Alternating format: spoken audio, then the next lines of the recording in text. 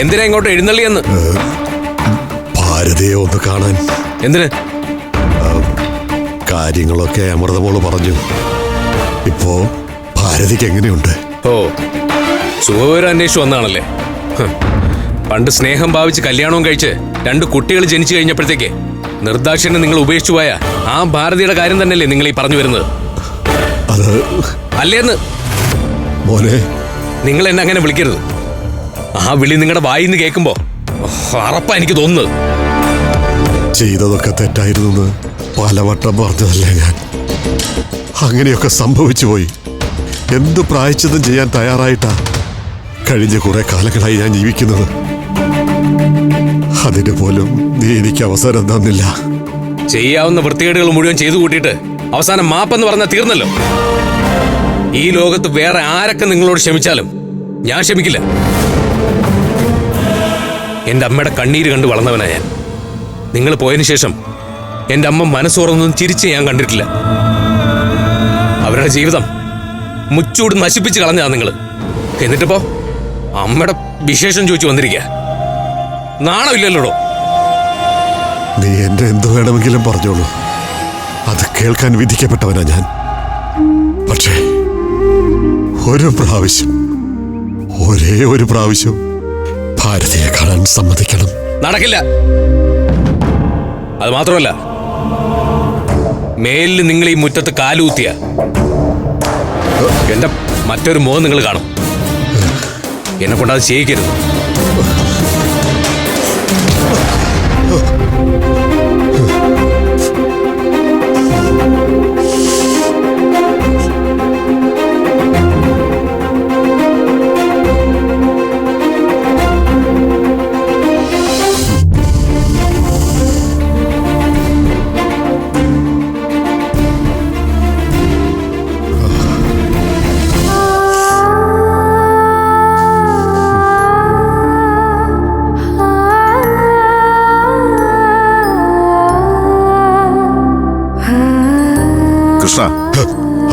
എന്താടോ?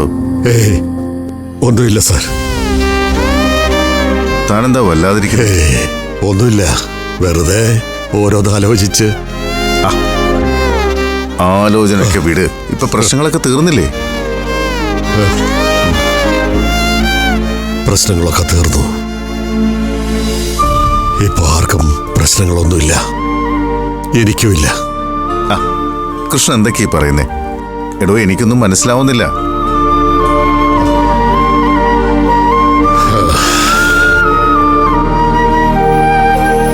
ഞാൻ വെറുതെ ആലോചിക്കുകയായിരുന്നു.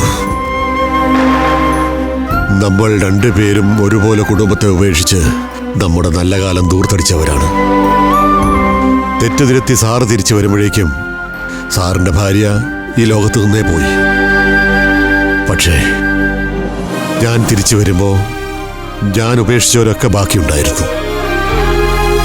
എന്നാ അവരെ ഒന്ന് കാണാനോ സംസാരിക്കാനോ തെറ്റേറ്റ് പറയാനോ എന്തിന് ഒന്ന് മാപ്പ് ചോദിക്കാനോ എനിക്ക് ആരും അവസരം തന്നില്ല. എന്റെ കൃഷ്ണ, ഞാൻ പലവട്ടം പറഞ്ഞല്ലേ, അവരുടെ മനസ്സ് മാറും. എടോ, എന്നെപ്പോലെ തന്നെ താനും ആ വീട്ടിൽ തിരിച്ചു ചെല്ലും. അവരെല്ലാം തന്നെ 2 കൈ നീട്ടി സ്വീകരിക്കും. എല്ലാവരും? അല്ല, എല്ലാവരും എന്നും ഉണ്ടാവില്ലല്ലോ. ആരും എന്നും ഉണ്ടാവില്ല എന്ന് കരുതി നമുക്ക് ജീവിക്കാതിരിക്കാൻ പറ്റുമോ? ഒരാളിനി കൂടെ ഉണ്ടാവില്ല എന്ന് വിചാരിച്ചും നമുക്ക് ജീവിക്കാതിരിക്കാൻ പറ്റില്ലല്ലോ. മനുഷ്യരുടെ ആയുസ് ഈശ്വരൻ നിശ്ചയിക്കുന്നതല്ലേ സാർ? ഇന്ന് കൂടെയുള്ള ഒരാൾ നാളെ ഇല്ലാതായി പോയാൽ സഹിക്കുക എന്നല്ലാതെ മനുഷ്യർക്ക് എന്താ ചെയ്യാൻ പറ്റുക? കൃഷ്ണ, കൃഷ്ണ, എന്തിനിങ്ങനെ സംസാരിക്കുന്നേ? അല്ല, ഓരോ തോന്നലുകളാ.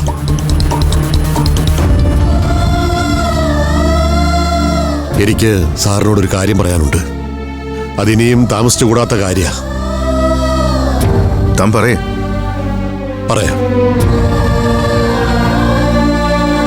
പക്ഷേ അതിനു മുമ്പ് മറ്റൊരു കാര്യം. അതെന്റെ കൊണ്ട് സാധിക്കുമോ എന്നൊന്നും അറിയില്ല. പക്ഷെ എന്നാലും ശ്രമിച്ചു നോക്കണമല്ലോ. ഞാനൊന്ന് നോക്കട്ടെ സാർ.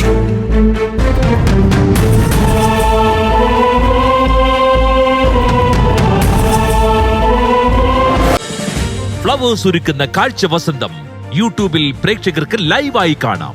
ഫ്ലവേഴ്സ് കോമഡിയിൽ ജോയിൻ ചെയ്യൂ, ആസ്വദിക്കൂ.